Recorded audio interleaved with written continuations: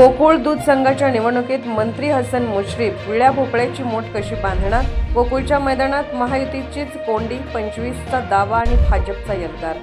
गोकुळच्या सत्तेच्या राजकारणात निवडणूक अजून दूर असली तरी महायुतीतील राजकीय दूध आत्तापासूनच उतू जाऊ लागले आहे.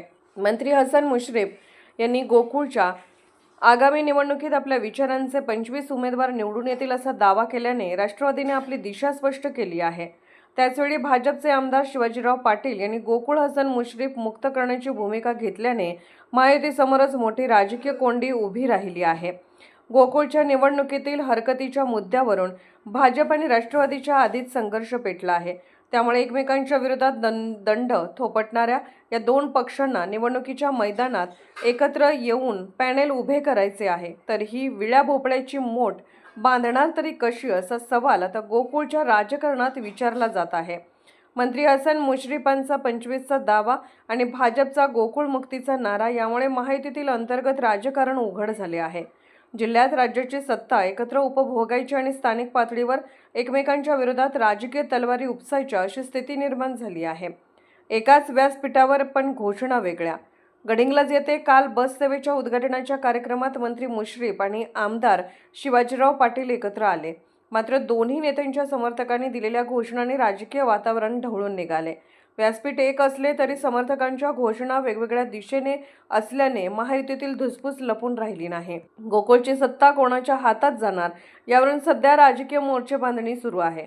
राष्ट्रवादीकडून मुश्रीफ आपली ताकद पणाला लावणार असतील तर भाजपकडूनही गोकुळच्या सत्ताकरणात आपला वाटा वाढवण्याची तयारी सुरू असल्याचे चित्र आहे. सत्तेपूर्वीच मतभेद, मग सत्तेनंतर काय?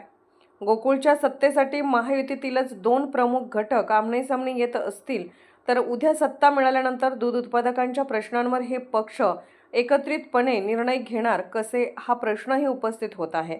त्यामुळे गोकुळच्या दूध उत्पादक सभासदांमध्ये सत्तेची बेरीज कोणाची आणि हित कोणाचे याची चर्चा सुरू झाली आहे. या पार्श्वभूमीवर आमदार सतेज उर्फ बंटी पाटील यांच्या नेतृत्वाखालील एकसंध राजकीय पर्यायाचीही चर्चा सभासदांमध्ये होत आहे. महायुतीतील संघर्षाचा थेट फायदा कोणाला होणार हे आगामी निवडणुकीतील पॅनेल आणि उमेदवारीवर स्पष्ट होणार आहे. गोकुळच्या निवडणुकीचे मैदान अद्याप सजलेले नाही, मात्र महायुतीच्याच गोटातच सध्या दूध तापले आहे. आता मंत्री मुश्रीफ 25चा आकडा प्रत्यक्षात आणण्यासाठी भाजपसोबतची मोठ बांधणार की स्वतंत्र वाटचाल करणार याची उत्सुकता वाढली आहे. कोल्हापूरहून दर्पण न्यूजसाठी अनिल पाटील. निर्भीड बेधडक बातमीसाठी दर्पण न्यूज चॅनलला लाईक करा, शेअर करा, सबस्क्राईब करा. मुख्य संपादक अभिजित रांजणे, दर्पण न्यूज.